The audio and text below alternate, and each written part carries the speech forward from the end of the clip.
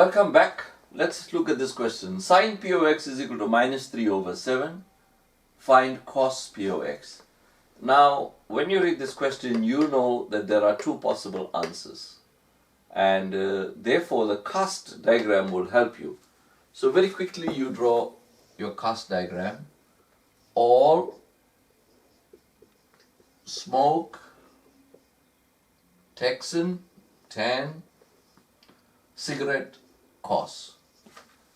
All, smoke, Texan, cigarette. So you quickly write that down. Now, sign is negative.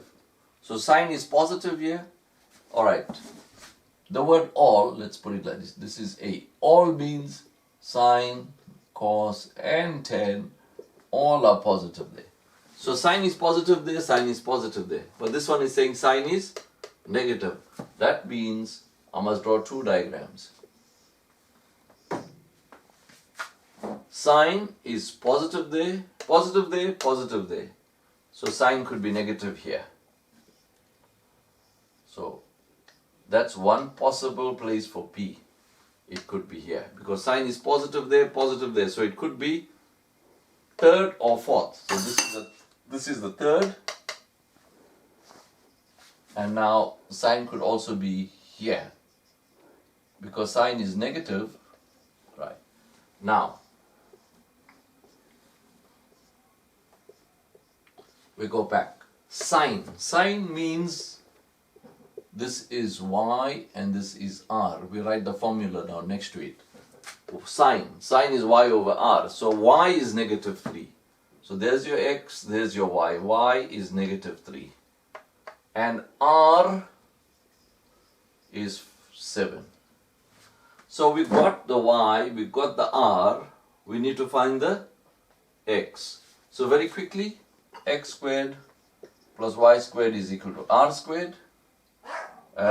X squared is here plus negative 3 squared is equal to 7 squared. X squared plus 9 is equal to 40. 9 x squared is equal to 49 minus 9. X squared is equal to square root, alright, no, x squared is equal to 40. So x is equal to square root of 40. Right, now we found x. So we know x is square root 40. Now in this quadrant, now remember, when you work in the Cartesian plane, x could be positive or negative. So you put plus minus there. Right? In the Cartesian plane, x and y, r is always positive. X and y could be plus or minus. So you write plus or minus there. Now in this quadrant, x is negative. So it will be your duty to bring in the minus sign over here. So you only choose the minus one from there. So x is negative 40, y is negative 3, and r is 7. Now let's see what the question wanted. The question wanted cos p of x. So cos p of x is equal to x over r, and x we just found now is negative root 40 over r, which is 7. Over r, which is 7. Now that's the answer for this quadrant. This is the answer for this quadrant. Now we want the answer for that quadrant. Now if you did the calculation for x one time, you don't have to repeat. The same will work there. The radius is 7. The x is, the y is negative 3. And here the x will be positive because in this quadrant x is positive. All this is positive, so x is positive. So that's the difference. You do the working once and then you borrow that working there. So now you got your x, you got your x, you got your y, you got your r. And you want cos p of x. Of course we're supposed to write x here, we're supposed to write y here. Supposed to be a 0 here, supposed to be a 0 here. Sorry about all that. It's supposed to be like that. So p of x, cos p of x is equal to x over r. In this case the x is root 40 over r, which is 7. So here's your two answers. There's one answer for cos, there's another answer.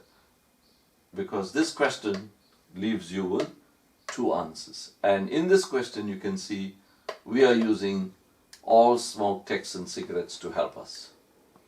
Alright, once again, we're not encouraging you to smoke, we're just using a statement to help us to learn. Now we move on to the next diagram. Right, now in the next diagram we got cos is P of x is that. So by now we know there are two possibilities. So we'll draw two diagrams.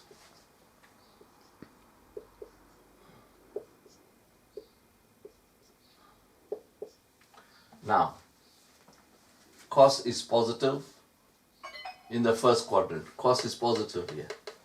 So, cos is positive in the first quadrant. So, P could be there. Right? And let's write that there. Right.